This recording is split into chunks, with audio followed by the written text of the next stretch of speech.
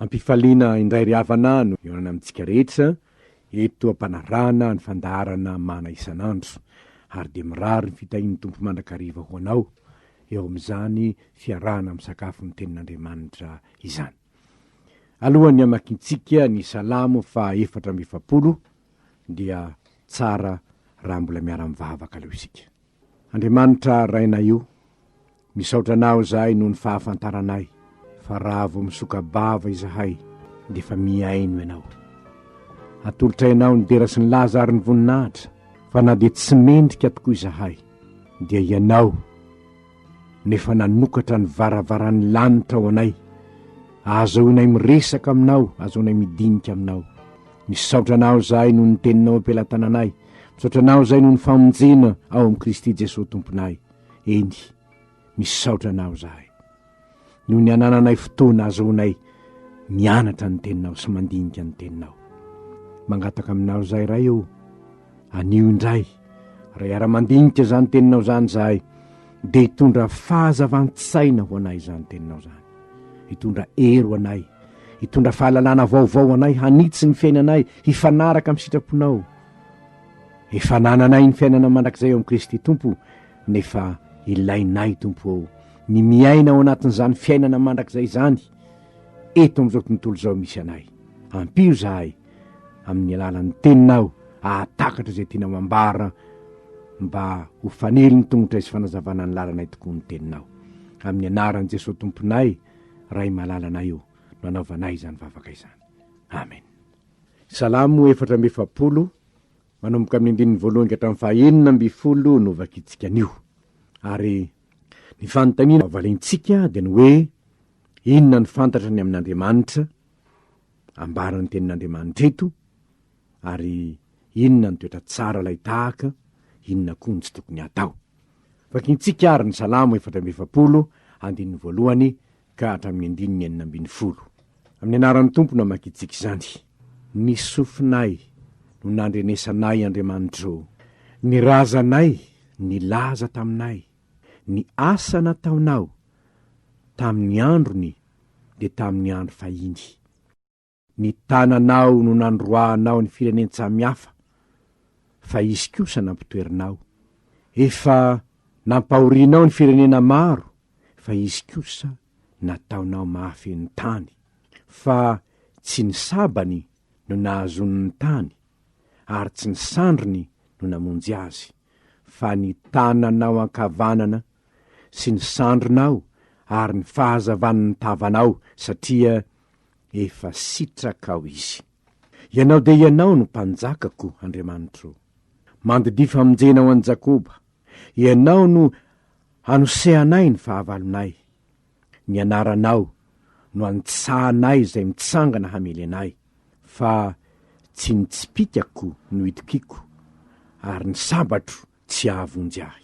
Fa namonjy anay tamin'ny fahavalonay ianao, ary ny nankahalanay dia nataonao menatra. Andriamanitra no ankalazainay mandrakariva, ary ny anaranao no hoderainay mandrakizay. Fa efa nanary anay ianao ka nampahamenatra anay, ary tsy mba mivoaka miaraka amin'ny antokony miaramila anay ianao. Ataonao miambo ny fahavalonay zahay, koa ny mankahalanay dia nanara-pona mabo. Atolotra ao tahaka ny ondry ho anina izahay, ary elinao any amin'ny firenen-tsamy hafa.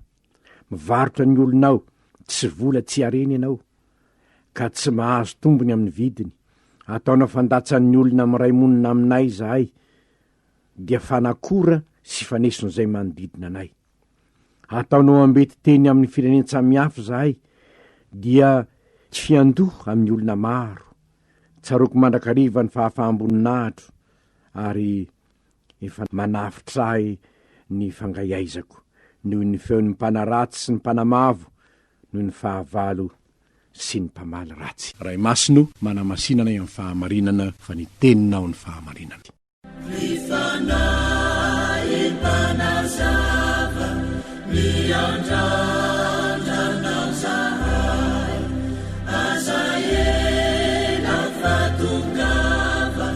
Tao mimi fanahina, maufa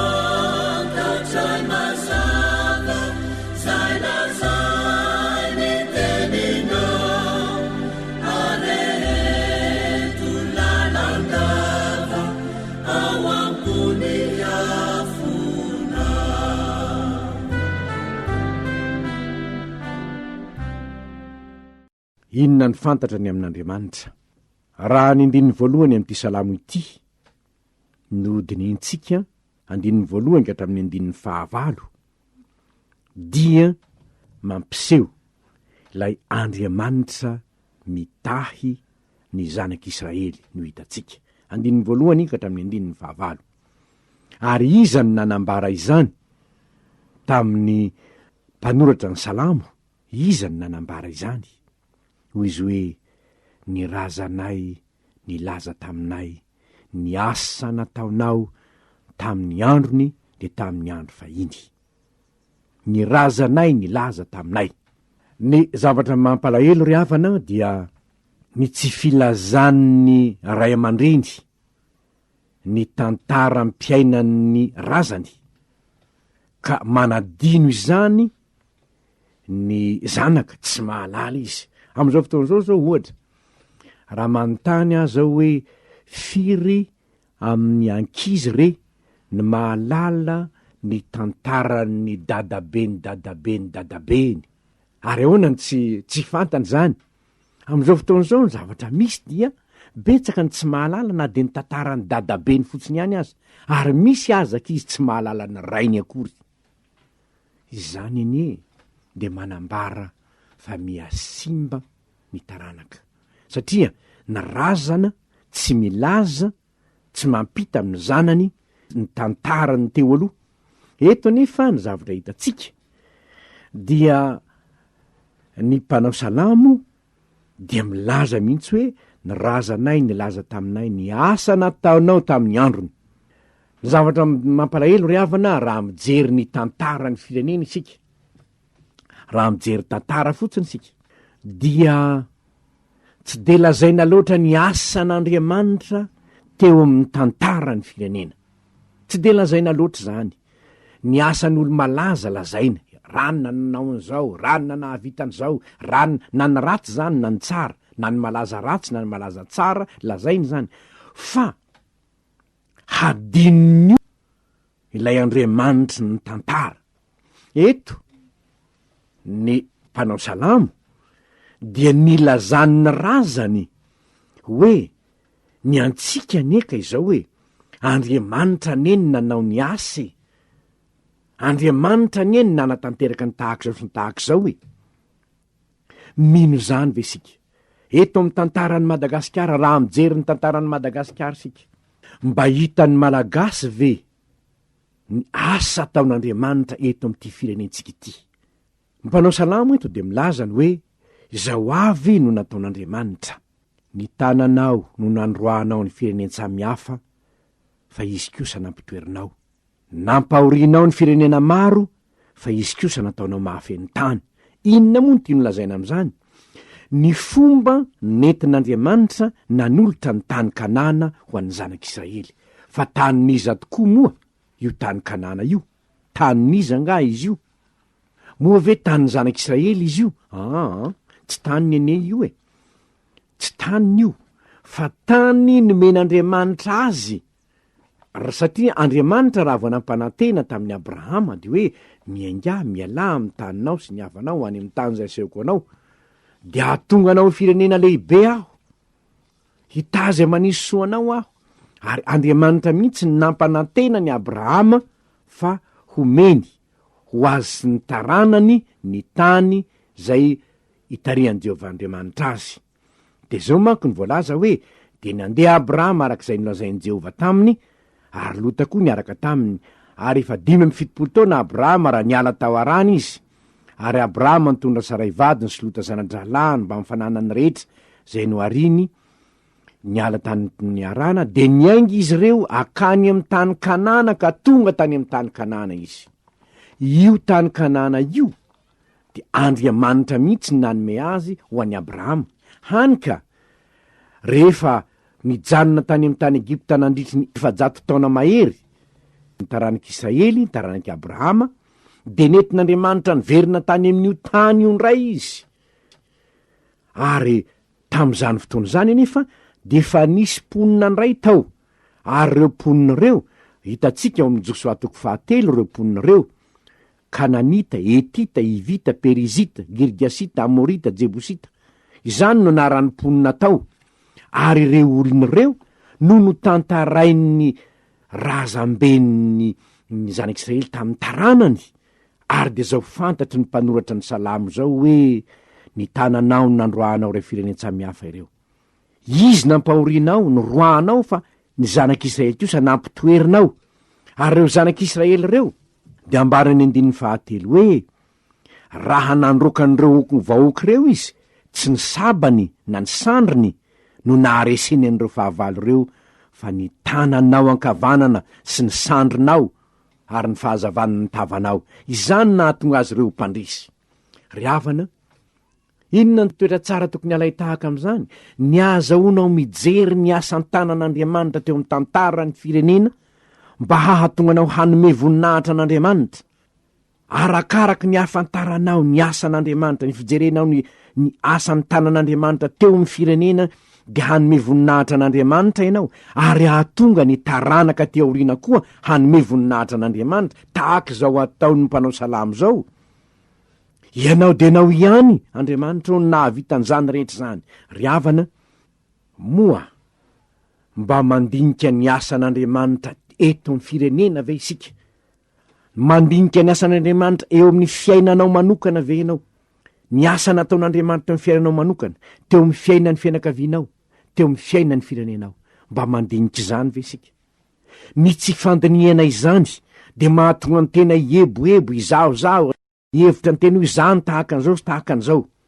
Fa ny olona kosa zay mijery ka mahita ny hoe zao ny tranga tamitra nefa zao ny nataon'Andriamanitra, zao ny tranga tamitra nefa zao ny nataon'Andriamanitra, zao ny arovan'Andriamanitra, zao ny tantanany ahy, de mahatonga azy hiteny tahaka ny mpanao Salamo hoe ianao de ianao Jehovah ny mpanjakako, Andriamanitra ianao, ianao no nanosehanay ny fahavalonay, tiako no itokiko ary tsy ny sabatro tsy ahavonjy ahy, fa ianao no namonjy ahy tamin'ny tanan'ny fahavalo, ianao de ianao no nataonao menatra mihitsy ny mpanenjika anay, Andriamanitra no ankalazainay mandrakariva. Raha mba mahalala ny asan'Andriamanitra teo amin'ny firenena mako na teo amin'ny fiainanao ianao, de hankalaza n'Andriamanitra ianao fa tsy rere hoe ny herin'ny tenako nahavitako an'izao etsetretsetra. Toetra tsara tokony alay tahaka ary dy zao, dinio ny fiainanao, antanio ny andro lasa, hitanao ve ny dia tanan'Andriamanitra teo amin'ny fiainanao manokana, teo amin'ny fiainam-pianakavianao, teo amin'ny fiainan'ny firenentsika? Raha eto amin'ny firenentsika indray fotsiny ny jerena ry havana, raha mba hitatsika manko, raha mba manao analizy teolojika ny tantaran'ny Madagasikara ianao, dia ahita ny tanan'Andriamanitra teto sy teroa. Fa nanomboka hatrany amin'ny fotoana nahatonga avy amin'ny filazantsara teto amintsika ka mandraka androany, dia ahita tanan'Andriamanitra eny rehetra eny ianao. Nefa koa ho tohizantsika ny vaky teny, manomboka amin'ny 9 de mivadika tanteraka ny rasa. Teo aloha fitahiana, fahasoavana, famonjena, faharesenan'ny fahavalo, zany no hita. Fa rehefa manomboka amin'ny 9 kosa, de hafa ndray no hitatsika. Fa inona no hita ao? Efa nanary anay ianao ka nampahamenatra anay, ataonao miambony fahavalonay zahay, mankahala anay de manara-po mamabo anay, atolotra ho tahaka ny ondro hoaniny zahay, ahelinao zahay, mivarotra ny olonao tsy vola tsy areny ianao, ataonao fandatsan'ny olony zahay, ataonao ambety tenany amin'ny firenen-tsamy hafa zahay, nifikifidoa aminay ny maro, tsaroko mandrakariva ny fahamboninahitro, afa-boninahitra zahay, noho ny feo mpanaratsy anay sy ny mpanamavo anay. Fa naninona? Fa nakaiza le fitahian'Andriamanitra, nakaiza to zavatra mahamenatra, zavatra mampahory, zavatra mampijaly, zany no misy. Fa nakaiza le Andriamanitra namonjy teo aloha, inona no antony zany? Fa naninona? Fa nisinona? Ry havana, teo amin'ny zanak'Israely zany de niseho, ary tsara ny manamarika fa Andriamanitra matoa nanao zany izy, dia efa nilaza tamin'ny zanak'Israely tany aloha izy, efa nilaza tamin'ny zanak'Israely izy hoe raha tsy mihaino ny feon'ny Jehovah'Andriamanitra ao kosa ianao, ka tsy mitandrina anaraka ny didiny rehetra sy ny lalàna zay andidiko anao anio, Deuteronomie 7:20 manomboka amin'ny 5:10, dia be de be ny zavatra zay lazain'Andriamanitra eo. Raha tsy manaraka ianao de izao ny zavatra hitranga aminao, ho varahina ny lanitra eo ambonin'ny lohanao, ary ho vy ny tany eo ambaninao. Vonjavatra betsaka no entinao ambolena any an-tsaha, fa kely kosa no angoninao. Ny zavatra marobe ny lazain'Andriamanitra ny am'izany. Ny vahiny eo aminao isandratra ho ambony dia ambony noho ianao, fa ianao kosa hietry ho ambany dia ambany. Izy ampisambotra anao fa ianao kosa tsy ampisambotra azy. Izy olohany fa ianao rambony. Tenin'Andriamanitra tamin'Israely zany. Tany amin'ny Deutéronome 4:20 ny lazany zany. Ary reto zavatra mitranga eto reto de tsy zavatra tonga ho azy akory. Ny faharariana rehetra sy ny kapoka rehetra kosa izay tsy voasoratra amin'ny boky ny lalàny ity dia ho entin'i Jehovah mamely anao. Arak'izay fa nifalian'i Jehovah taminao hahasoanao sy hahamaro anareo, dia arak'izany koa nifalian'i Jehovah handringanana sy handravana anareo. Ny zanaka tiana manko no anarana sy faizina. Ry havana, raha misy teo amin'ny tantaram-piainanao, na ny tantaram-pianakavianao, na ny tantaran'ny firenentsika, andro to nahafaly na piravoravo, ary to tsy zany intsony no mitranga am'izao fotoana zao, fa zavatra mampiororo, zavatra mampitahotra, zavatra mampijaly, de tokony hametra-panontaniana hoe nahoana ny nahafoy anay Andriamanitra. Zany ho hitantsika eto, fa efa nanary anay ianao ka nampahamenatra anay. Tsaron'ny mpanao salamo hoe matoy zahay tahaka zao, de misy antony aho narian'Andriamanitra zahay, ataon'Andriamanitra tahaka zao. Inona no antony? Satria efa nisy tantara milaza fa io Andriamanitra io ihany no nitay anay teo aloha. Ry havana, tokony hametra-panontaniana ary sika manoloana ny zava-misy ankehitriny. Nahoana izao ve zao zavatra mitranga eo amin'ny fiainanao zao, zao zavatra mitranga eo amin'ny fiainam-pianakavianao zao, zao zavatra mitranga eo amin'ny fiainam-pirenentsika zao, izao ve fitahian'Andriamanitra zao sa kosa? Fampahatsiarovana ny hoe ahoana ny nanao an'izao teto amin'ny firenen'Andriamanitra fa izany, ka nahoana izao no mitranga ankehitriny. Hijery tantara fohy kely isika ry havana. Raha ity firenena ity dia efa firenena nataon'Andriamanitra nahita ny voninahiny, nataon'Andriamanitra nahafantatra fa tsy foin'Andriamanitra ny malagasy. Raha manaraka ny tantara ianao, fa na de tao anatin'ny fanjanahantany azy isika, talohan'ny fanjanahantany, ny tantara de manambara fa Andriamanitra de niasa teto amin'ny firenentsika, ary tsy natao taon'Andriamanitra foana akory ny nanangana ny mpanjaka kristianina nahatonga ny firenena ho niakohoka tamin'Andriamanitra, ary nisin'ny martyra malagasy nasany nanolotra ny ainy ho vavolombelony hery ny filazantsara teto amintsika. Ary tsy zavatra nataon'Andriamanitra foana akory nanomezany fo kristianina maro hanangana fiangonana tsisy ery, vahiny avy any ivelany mihitsy nanorona n'ireny trano vato ny faravohitra ireny, nanorona n'ireny trano vato fahatserovana ny martyra ireny, nanampy tamin'ny fananganana ny tempolin'Andriamanitra teto sy teroa, ary mandraky tiany androany. Moa tsy mbola misy ezaka ataon'Andriamanitra ve? Fa saingy zao ny mampalahelo dity. Heveriny malagasy ve zany? Tsaron'ny malagasy ve ny verina marina ho amin'Andriamanitra? Fa na de makany am-piangonana azany maro dia fahazarana ihany ny sisa. Rehefa miala avy any am-piangonana de tsy Andriamanitra intsony no arahana, fa ny hevitry ny tena no arahana, ny vola no mibaiko, ny fitiavatena no manjaka amin'ny maro. De misy fetraikany amin'ny fiainam-pireneny zany, ka dia tahaka ny hoe mahafoy antsika tokoa Andriamanitra. Ry havana, ny zavatra zay tokony tsarotsika ary de ny hoe andeha hivera isika, hanontany tantaran'ny razantsika isika, nanao ahoana ange raha nivavaka marina tamin'Andriamanitra ny firenena fa izay, raha nanompo an'Andriamanitra marina ny firenena fa izay, nanao ahoana ny firoborobon'ny arin-karena ny firenena. Iverina kely any amin'ny taona 100 kely sika. Raha vao nanomboka ny fanjanahantany teto Madagasikara tamin'ny 577 ka tamin'ny taona 700 dia tsy nitsahatra nananga toby-pifohazana lehibe teto amin'ny firenen'Andriamanitra. Ary tiako ny mamerimberina izany satria misy olona te hanadino ny tantara eto amin'ny firenena, hanadino ny tantara ny pifohazana teo amin'ny toby lehibe 4. Misy olona miezaka hanao tsinotsinona izany. Tsara ny amererana izany ho fantatry ny firenena, ho fantatry ny kristianina, fa asan'Andriamanitra teto amin'ny firenentsika nandritry ny fanjanahantany ny asa pifohazana nanomboka tamin'ny dada rainy Salamo. nitoy tamin'ny ravelon-janahary, nitoy tamin'ny mamany lava, ary niefara tamin'ny dadatorakotozandro tao farimena. Na tiana na tsy tiana, tsy maintsy foazina eo tao amin'ny tantara ny asan'ireo fifohazam-panahy lehibe ireo, fa zavatra naorin'Andriamanitra teto ireo ho fampaherezana malagasy tao anatin'ny fanjanahantany. Nitsangana teto ihany koa reo nasionalista tia tany razana, zay niezaka tamin'ny herin'ny tenany haninona hanalatsika tamin'ny fanjanahantany. Averiko indray niezaka tamin'ny herin'ny tenany, ary nisy aza fitokiana tamin'ny sampy no nataony tamin'izany. Ny mena lamba tao anatin'izany, ny viviesy tao anatin'izany, ny MDRM tao anatin'izany, zay tao anatin'ny fanjanahantany ny rehetra ny fitiavatany razan'ny malagasy. Saingy ny antoko politika tamin'izany de tsy niaraka tamin'ny fifohazam-panahy nataon'Andriamanitra, fa ny herin'ny tenany ary indrisy ny sampy azany ny sasany no nitokiny tamin'izany, fa teo Andriamanitra tsy nanaiky izy, ka ny fifohazam-panahy nataony de nahatonga kristianina maro haninona hitady ny tavan'Andriamanitra, ary nandeha nitory ny filazantsara nanerana nay tenosy ity. Zavatra efa nataondrana valo-manjaka tany amin'ny taona 720 zany, naniraka evanjelista 420 izy.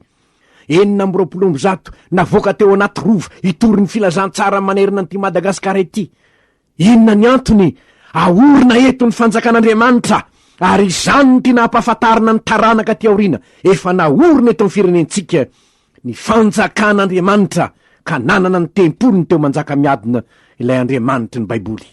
Hodininy olona tsy fantatra nefa izany ankehitriny, hodininy maro tsy tsarona izany, ary ny miady amin'ny tobo lehibe efatra azo nataon'ny sasany. Tsy mankasitraka ny asa-pifoaza nataon'ny sasany, tsara ny mampahatsiaro tompoko, fa na iza manohitra ny asa-pifohazam-panahy nataon'Andriamanitra teto amin'ny firenena, de miady amin'Andriamanitra izy.